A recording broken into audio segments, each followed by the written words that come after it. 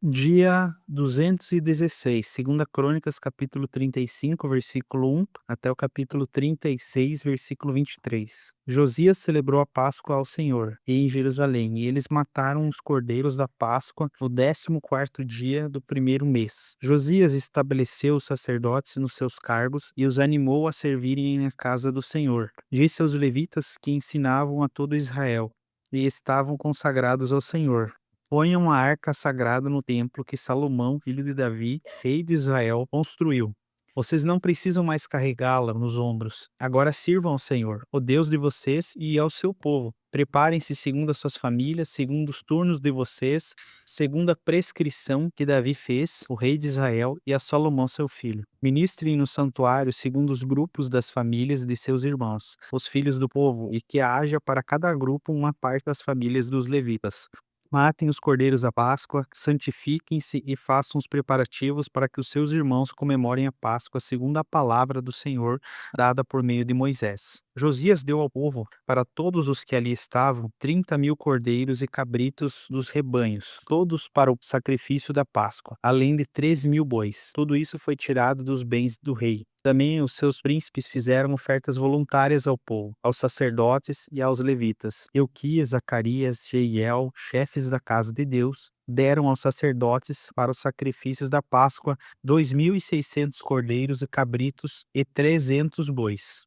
Onanias, os seus irmãos Semaías e Natanael, e também Asabias, Jeiel, Josababe, chefes dos levitas, apresentaram aos levitas para os sacrifícios da Páscoa 5.000 cordeiros e cabritos e 500 bois. Assim se preparou o serviço, e os sacerdotes se puseram nos lugares com os levitas pelos seus turnos, segundo a ordem do rei. Então mataram os cordeiros da Páscoa, e os sacerdotes aspergiram o sangue recebido das mãos dos levitas, que tiravam a pele dos animais. Puseram de parte o que era para os holocaustos e os deram ao povo, segundo os grupos das famílias, para que esses oferecessem ao Senhor, como está escrito no livro de Moisés. E assim fizeram com os bois. Assaram os cordeiros da Páscoa no fogo, segundo o rito, cozinharam as ofertas sagradas em panelas, em caldeirões e em frigideiras, e as repartiram entre todo o povo. Depois os levitas preparavam o que era deles e dos sacerdotes, porque os sacerdotes, filhos de Arão, se ocuparam até a noite com o sacrifício dos holocaustos e da gordura. Foi por isso que os levitas prepararam o que era deles e dos sacerdotes, filhos de Arão. Os cantores, filhos de Asaf, estavam nos seus lugares segundo o mandado de Davi, de Asaf, de Emã e de Jodutum,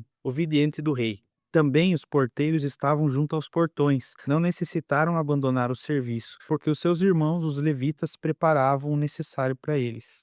Assim se estabeleceu todo o serviço ao Senhor naquele dia, para celebrar a Páscoa e oferecer holocausto sobre o altar do Senhor, segundo o mandado do rei Josias. Os filhos de Israel que estavam presentes celebraram a Páscoa naquele tempo e a festa dos pães sem fermento, durante 7 dias. Nunca celebrou uma Páscoa como essa em Israel, desde os dias do profeta Samuel. E nenhum dos reis de Israel celebrou uma Páscoa como essa que Josias celebrou com os sacerdotes e levitas, e com todo o Judá e Israel que estavam ali, e com os moradores de Jerusalém. Foi no 18º ano do reinado de Josias que foi celebrada essa Páscoa. Depois de tudo isso, quando Josias já tinha restaurado o templo, o rei Neco do Egito subiu para guerrear em Carquemis, junto ao rio Eufrates, e Josias saiu para lutar contra ele. Então Neco mandou mensageiros a ele dizendo: o que você tem contra mim, rei de Judá? Não veio contra você dessa vez, mas contra o reino com o qual estou em guerra. E Deus disse que me apressasse. Pare de se opor a Deus. Está comigo, para que ele não o destrua. Mas Josias não voltou atrás. Pelo contrário, se disfarçou para lutar contra ele. Não deu ouvidos às palavras que Neco lhe havia falado da parte de Deus e foi lutar no vale do Megido. Os flecheiros atiravam contra o rei Josias. Então o rei disse aos seus servos: tirem-me daqui, porque estou gravemente ferido. Os seus servos o tiraram do carro de guerra, levaram-no para o segundo carro de guerra que ele tinha para o transportarem para Jerusalém. Ele morreu e foi sepultado nos túmulos de seus pais. Todo Judá e Jerusalém prantearam Josias. Jeremias compôs uma lamentação sobre Josias, e até o dia de hoje todos os cantores e cantoras nas suas lamentações se têm referido a Josias. Isso se tornou um costume em Israel, e essas lamentações estão escritas no livro de Lamentações. Quanto às demais ações de Josias e as suas obras de misericórdia, segundo o tudo que está escrito na lei do Senhor, e aos seus atos, tanto os primeiros como os últimos, está tudo escrito no livro da história dos reis de Israel e de Judá.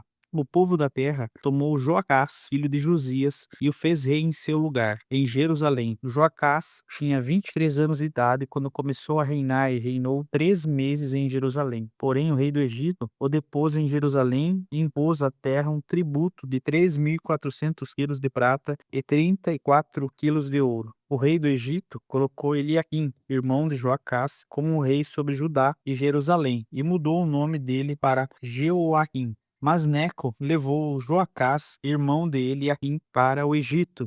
Jeoaquim tinha 25 anos de idade quando começou a reinar e reinou 11 anos em Jerusalém. Fez o que era mal aos olhos do Senhor, o seu Deus. Nabucodonosor, rei da Babilônia, veio contra ele. Amarrou-o com correntes de bronze para levá-lo para a Babilônia. Nabucodonosor levou também alguns dos utensílios da casa do Senhor para a Babilônia, onde os colocou no templo.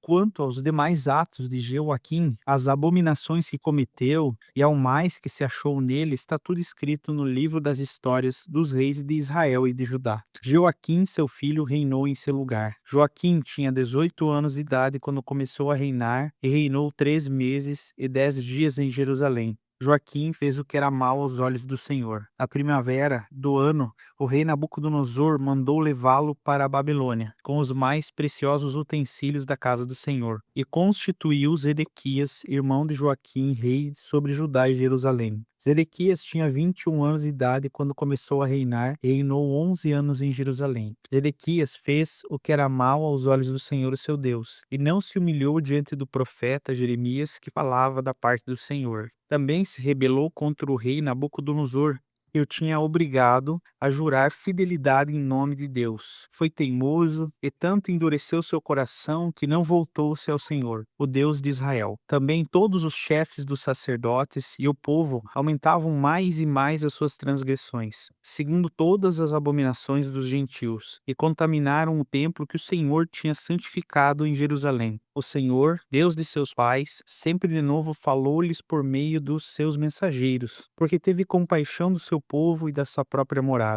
Mas eles zombaram dos mensageiros de Deus, desprezaram as palavras dele e debocharam dos seus profetas, até que a ira do Senhor veio sobre o seu povo e não houve mais remédio. Por isso, o Senhor trouxe contra eles o rei dos caldeus, que matou os seus jovens à espada, na casa do santuário deles. Não teve piedade nem dos jovens, nem das moças, nem dos adultos, nem dos velhos. Entregou todos nas mãos do rei dos caldeus. Todos os utensílios da casa de Deus, grandes e pequenos, os tesouros da casa do Senhor e os tesouros dos reis e dos seus príncipes, tudo ele levou para casa na Babilônia. Os caldeus queimaram a casa de Deus e derrubaram a muralha de Jerusalém. Queimaram todos os seus palácios, destruíram também todos os seus objetos de valor. Os que escaparam da espada, a esses ele levou para a Babilônia, onde se tornaram escravos dele e dos seus filhos, até o tempo do reino da Pérsia.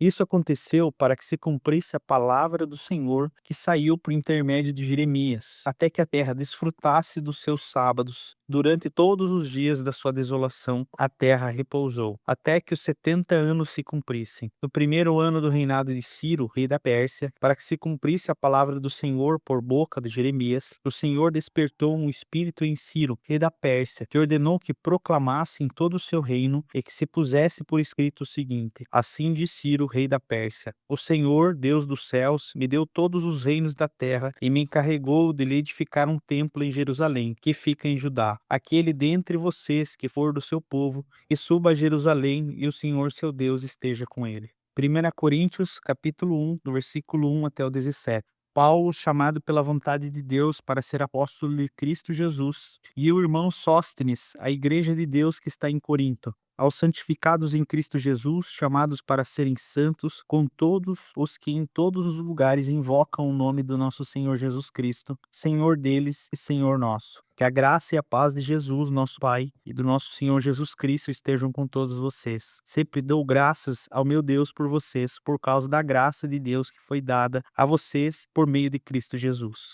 Porque em tudo vocês foram enriquecidos nele, em toda palavra e em todo conhecimento, assim como o testemunho de Cristo tem sido confirmado em vocês, de maneira que não lhes falta nenhum dom, enquanto aguardam a revelação de nosso Senhor Jesus Cristo. Eles também os confirmará até o fim, para que vocês sejam irrepreensíveis no dia de nosso Senhor Jesus Cristo. Fiel é Deus, pelo qual vocês foram chamados à comunhão do seu Filho Jesus Cristo, nosso Senhor. Irmãos, pelo nome de nosso Senhor Jesus Cristo, peço-lhes que todos estejam de acordo naquilo que falam, e não haja divisões entre vocês. Pelo contrário, que vocês estejam unidos pelo mesmo modo de pensar e no mesmo propósito. Pois, meus irmãos, fui informado a respeito de vocês por alguns membros da casa de Cloé de que há brigas entre vocês. Refiro-me ao fato de que cada um de vocês dizer: eu sou de Paulo, eu sou de Apolo, eu sou de Cefas, e outros dizem eu sou de Cristo. Será que Cristo está dividido? Será que Paulo foi crucificado por vocês? Ou será que vocês foram batizados em nome de Paulo? Dou graças a Deus por não batizar ninguém, nenhum de vocês, exceto Crispo e Gaio, para que ninguém diga que foram batizados em meu nome.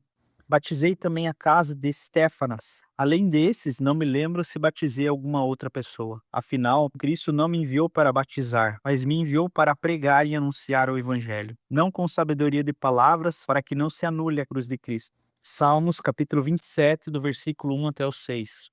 O Senhor é a minha luz e a minha salvação. De quem terei medo? O Senhor é a minha fortaleza, fortaleza da minha vida. A quem temerei? Quando aos malfeitores me sobrevêm para me destruir, meus opressores e inimigos, eles é que tropeçam e caem.